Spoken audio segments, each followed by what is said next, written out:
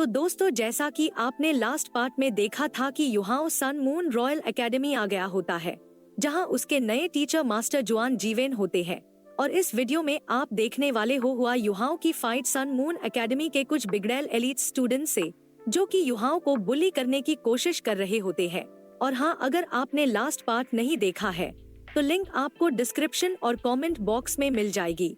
और हाँ, इस वीडियो का लाइक एम टारगेट 4000 लाइक का है। अगर जल्दी से पूरा करते हो तो इसका अगला पार्ट मैं कल ही अपलोड कर दूंगा। तो चलिए अब बढ़ते हैं इस वीडियो की तरफ। इस पार्ट की स्टार्टिंग वहीं से होती है जहां एक लड़की क्लासरूम में उबासी लेते हुए आती है और वह टीचर जुआन जीवेन को गुड मॉर्निंग करती है। और फिर हम उस उबासी लेने वाली लड़की को देखते हैं, जो कि काफी क्यूट और सुंदर होती है और हॉट भी। और इसे देख के जुआन जीवेन कहते हैं, इतनी सुबह उठ गई हो, यह तो वाकई में काफी दुर्लभ नजारा है। जेंगजी, सोना बंद करो, तुम्हें दिख नहीं रहा कि यहाँ पर कोई नया आया है? तो जेंगजी कहती है कि मजाक करना बंद करो, मुझे थोड़ा सा और सोने दो, मैं वैसे भी कल रात काफी ज्यादा लेट से सोई थी। तो जुआन जीवेन कहते हैं, इसका कुछ भी नहीं किया जा सकता है, ये ऐसी ही है, ये जेंगजी है तुम्हारी सेनपाई, और मेरे 4 स्टूडेंट्स हैं, जिनमें से बाकी के 3 बाहर एक्सपीरियंस लेने के लिए गए हुए हैं। और एक्सपीरियंस लेने का सुन के युहाओ थोड़ा सा चौंक जाता है। तो ये बताते हैं, बाहरी दुनिया में ट्रेनिंग करने से इम्प्रूव होने में काफी मदद मिलती है, और स्पिरिट डिवाइस भी तो कॉम्बैट के माध्यम से ही बनते हैं। और तुमने अभी तक अपनी 4th स्पिरिट रिंग क्यों नहीं ली है? और स्पिरिट पावर का इम्प्रूव ना होना एक स्पिरिट डिवाइस मास्टर्स के लिए काफी बड़ा डर होता है।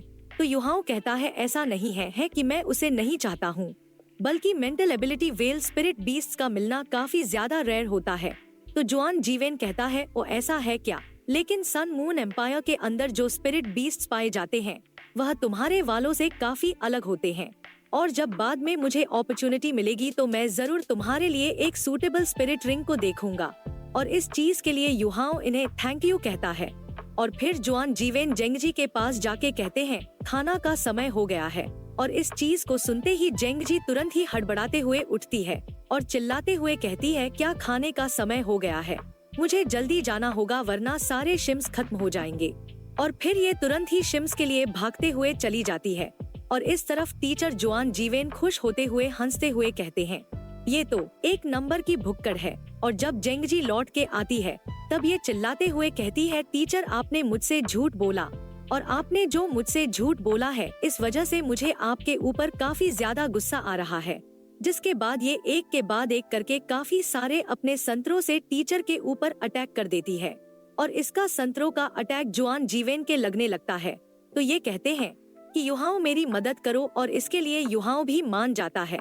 और ये तुरंत ही अपने रिफ्लेक्सेस दिखाते हुए इन सभी संतरों को आराम से पकड़ लेता है। और इसे ऐसा करते देख जेंगजी भी काफी चौंक जाती है, और ये तुरंत ही युहाओ के काफी करीब आ जाती है और उसे गौर से देखते हुए कहती है, हे आखिर तुम कौन हो? और फिर जुआन जीवेन कहता है, आखिरकार तुम्हारा ध्यान हम पर तो आया। ये युहाओ तुम्हारा नया जूनियर, और जब भी मैं एब्सेंट हूँ तब तुम इसका अच्छे से ध्यान रखना। और युहाओ कहता है, आपसे मिलके अच्छा लगा। और फिर जेंगजी ओके कह के यहाँ से जाने लगती है, और जाते हुए कहती है, मेरे पास ज्यादा समय नहीं है और मुझे और भी काफी सारी चीजें करनी है, इसलिए अब मैं यहाँ से चलती हूँ। और मुझे काफी भूख भी लगी है, इसलिए मैं कुछ खाने के लिए जा रही हूँ। और इस तरफ जुआन जीवेन कहते हैं, उस पर ज्यादा ध्यान मत दो, ये बस ऐसी ही है, लेकिन इसका टैलेंट भी काफी ज्यादा अच्छा है, और यहाँ का एनवायरनमेंट थोड़ा ऐसा ही ढीला ढाला है, तो अपने आप को इसमें ढालने की कोशिश करना। और जब जुआन जीवेन यहाँ से चले गए तो युहाओ ने काफी ज्यादा गहराई से सोचना शुरू किया और काफी अच्छी तरीके से यहाँ के स्ट्रक्चर और स्पिरिट डिवाइस के कोड को एनालाइज करता है, और उन सभी को ही अपने माइंड के अंदर रिकॉर्ड कर लेता है। जिसके बाद इसे जो स्पिरिट डिवाइसेस की नॉलेज मिली थी उसे डाइजेस्ट करने लगता है। और आफ्टरनून में जेंगजी सेनपाई वापस से लौट के आ जाती है, और ये सीधे जाके अपनी डेस्क पर बैठ जाती है, और ये तुरंत ही स्पिरिट डिवाइस को क्रिएट करना शुरू कर देती है। और जेंगजी को काम करता देख युहाओ उसके पास उसको देखने के लिए आ जाता है, और ये उन्हें देखते हुए मन में कहता है, जेंगजी सेनपाई वर्किंग मोड में पूरी तरीके से अलग पर्सन लग रही है, और ये इतनी ज्यादा फोकस्ड है कि इन्होंने मेरी प्रेजेंस को भी नोटिस नहीं किया है। और ये जिस तरीके से मैजिक फॉर्मेशन को बना रही हैं, वह काफी स्किलफुल है और इतने ज्यादा कॉम्प्लिकेटेड इमेज को बनाने के लिए इन्हें यहाँ तक कि सपोर्ट टूल की भी जरूरत नहीं है। और ये जिस तरीके से अपनी कार्विंग नाइफ को इस्तेमाल कर रही हैं, वो काफी यूनिक है। और जैसा कि एक्सपेक्ट किया था most talented spirit device master से और जेंगजी सेनपाई की इतनी खतरनाक स्टनिंग टेक्निक को देख के युहाओ काफी हैरान होता है। और ये एकदम लाइव डेमोन्स्ट्रेट था टीचर जीवेन की थ्योरी का, जिसे इसने थोड़ी देर पहले ही सीखा था। और ऐसे ही काफी समय बीत जाता है और ऐसा दिखता है कि बस ये दोनों ही रह गए हो। और फिर जेंगजी राहत की सांस लेते हुए कहती है, आखिरकार ये फिनिश हो ही गया।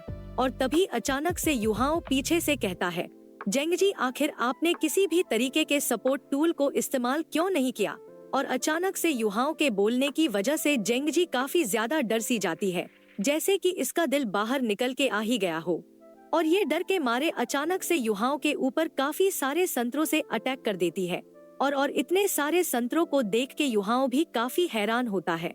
और इनमें से कुछ को तो काफी आसानी से ये पकड़ लेता है, लेकिन कुछ को देख के ये काफी ज्यादा घबरा सा जाता है, क्योंकि इन संतरों के ऊपर एनर्जी को स्टोर करने वाले मैजिक फॉर्मेशन बने हुए होते हैं, जिस वजह से ये अभी आत्मघाती बॉम्ब के जैसे हैं।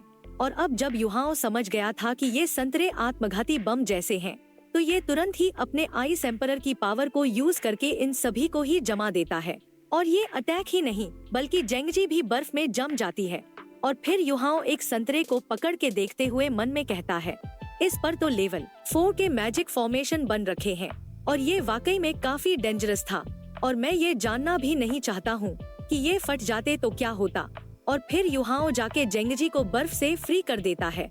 और बर्फ में जमने की वजह से जेंगजी को जुकाम हो गया था, इसलिए इसे छींके आने लगती है। और ये यहाँ से जाते हुए कहती है, तुम तो काफी ज्यादा रूड हो, बस तुम इंतजार करो और देखो कि मैं क्या करती हूँ। और युहाओ उसे समझाने की कोशिश करता है, लेकिन वह चली जाती है।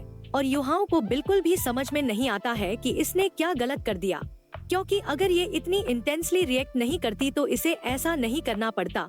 और फिर हमें 3 दिन बाद का सीन दिखाया जाता है, जहाँ पर टीचर के गाइडेंस के तहत युहाओ को स्पिरिट स्पोर्ट्स डिवाइस के प्रति नया नजरिया मिला होता है। लेकिन उस घटना के बाद से जेंगजी दोबारा नजर नहीं आई, जैसे कि वह कहीं गायब हो गई है। और आज सुबह जल्दी ही युहाओ क्लासरूम में आ गया होता है और हमेशा की तरह इसे साफ करता है। और तभी गेट खुलता है तो युहाओ को लगता है जैसे कि टीचर आज सुबह जल्दी आ गए हो। और फिर हम 4 स्टूडेंट्स को देखते हैं, जिनमें से एक जेंगजी भी होती है। और युहाओ इन सभी से गुड मॉर्निंग सेनपाई कहता है। और जब युहाओ इस गुस्सैल ग्रुप का सामना करता है तो इसे काफी अजीब सा महसूस होता है। और क्योंकि ये लोग अकेले में बात करना चाहते थे, इसलिए युहाओ रूम के बाहर चला जाता है, जिसके तुरंत बाद ये रूम को लॉक कर लेते हैं। और लोहे के इतने मोटे गेट के पीछे से युहाओ इन लोगों को सुन रहा होता है कि ये कैसे इसका मजाक उड़ा के हंस रहे हैं। और युहाओ को साफ साफ समझ में आ जाता है कि ये लोग नए स्टूडेंट को बुली कर रहे हैं और इसलिए ही इन्होंने इसे बाहर निकाला है। और तभी युहाओ अपने गोल्डन रेड क्लॉ को बाहर निकालते हुए कहता है, मैं तो बस नई चीजों को ही सीखना चाहता था, लेकिन इन लोगों ने ही मुझे ऐसा करने के लिए मजबूर किया है।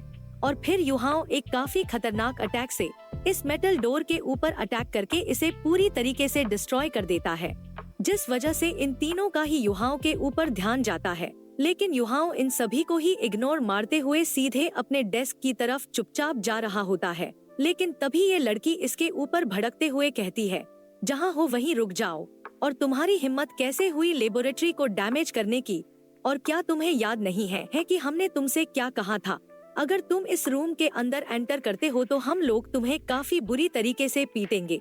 और इसकी इस बात को सुनकर युहाओ अपनी जगह ही रुक जाता है और पीछे देखते हुए इन सभी से कहता है, मैं पहले ही तुम लोगों को एक मौका दे चुका हूँ, और अगर तुम लोग इस चीज को स्वीकार नहीं करते हो तो मुझे माफ करना। मुझे संदेह है कि तुम लोगों ने स्कूल के अंदर घुसपैठ की है, जिसकी जानकारी तुम्हें जेंगजी ने दी है, इसलिए मैं तुम सभी को ही यहाँ से ले जाकर बाहर टीचर के हाथों में सौंप दूंगा। और युहाओ की इस बात को सुनकर इस लड़की को काफी गुस्सा आ जाता है और ये चिल्लाते हुए कहती है, ये लड़का तो कुछ ज्यादा ही घमंडी है। जबकि जेंगजी हैरान होती है और ये मन में कहती है, वो नहीं लगता है कि प्रॉब्लम होने वाली है। और तभी ये वाला लड़का चिल्लाते हुए कहता है, आखिर ये बच्चा कहाँ से आया है और तुम्हें क्या लगता है कि तुम कौन हो जो ये कहने की हिम्मत कर रहा है? तुम अकेले ही हम सभी को यहाँ से ले जाओगे। और फिर युहाओ इन सभी को ही काफी खतरनाक तरीके से देखने लगता है, जिस वजह से युहाओं के अंदर से काफी इंटेंस ऑरा बाहर निकल रहा होता है। तो ये सभी चौंक जाते हैं और कहते हैं कि आखिर ये क्या हो रहा है। और युहाओं को ऐसे देख के जेंगजी भी हैरान होती है और ये मन में कहती है, ऐसा दिख रहा है कि जैसे कि ये पूरी तरीके से दूसरे इंसान में बदल गया हो। और तभी हम देखते हैं कि युहाओं काफी खतरनाक तरीके से अपनी तीनों रिंग्स को बाहर निकाल लेता है। इस वजह से इसके अंदर से काफी ज्यादा एनर्जी निकल रही होती है। और युहाओं को ऐसा करता देख ये सभी ही काफी हैरान होते हैं और कहते हैं कि क्या ये बंदा लड़ना चाहता है। लेकिन जो इनका तीसरा बंदा होता है वह युहाओं की स्पिरिट रिंग्स के कलर्स को देख के काफी हैरान होता है और ये कहता है कि ये नामुमकिन है। और तभी युहाओं अपनी आई मार्शल सोल ऑफ डेस्टिनी को इस्तेमाल करता है और इसका इस्तेमाल करके ये इस ग्रुप के सभी के मेंबर्स के स्किल्स को वीक कर देता है, जिस वजह से युहाओं के अंदर से काफी ज्यादा ऑरा निकलने लगता है। तो जेंगजी वापस से इसके ऊपर अटैक करते हुए कहती है, हे भगवान, आखिर चीजें ऐसी कैसे हो गई। और जो बंदा युहाओं की स्पिरिट रिंग्स के कलर को देख के काफी हैरान हुआ था, वो युहाओं को ऐसा करता देख एक एब्सोल्यूट डिफेंस का इस्तेमाल करता है, जिस वजह से इनके चारों तरफ काफी ज्यादा स्ट्रॉन्ग डिफेंस बन जाता है। जबकि ये दूसरा जो लड़का था ये काफी ज्यादा गुस्से में आ गया होता है और इसने युहाओं के ऊपर अटैक करने के लिए काफी सारे कैनन्स को बाहर निकाल लिया होता है और ये कहता है कि चलो मिलके इस लड़के को इसकी औकात दिखाते हैं और इसे इतना पीटते हैं कि ये अपनी जगह न भूले। और अब दोस्तों, अब आप सभी को ही युहाओं की नई एबिलिटी एब्सोल्यूट डोमिनेंस देखने को मिलेगी और युहाओं की ये एबिलिटी वाकई में काफी ज्यादा स्ट्रॉन्ग और पावरफुल है। तो फिर चलिए देखते हैं कि इस एब्सोल्यूट डोमिनेंस में ऐसा क्या खास है। और युहाओं ने जिन लोगों के खिलाफ अटैक किया होता है वो जेंगजी और बाकी के 3 इस एकेडमी के एलिट्स होते हैं। और युहाओं ने जैसे ही इन सभी के ऊपर इस स्पिरिट एबिलिटी का इस्तेमाल किया था, उस वजह से ये सभी तुरंत ही कॉम्बैट मोड में आ जाते हैं और ये चारों ही अपने अपने सोल गाइड वेपन्स को बाहर निकाल लेते हैं। तो दोस्तों, इसी के साथ आज का ये पार्ट खत्म होता है। और हाँ, इस वीडियो का लाइक एम टारगेट है 4000 लाइक का।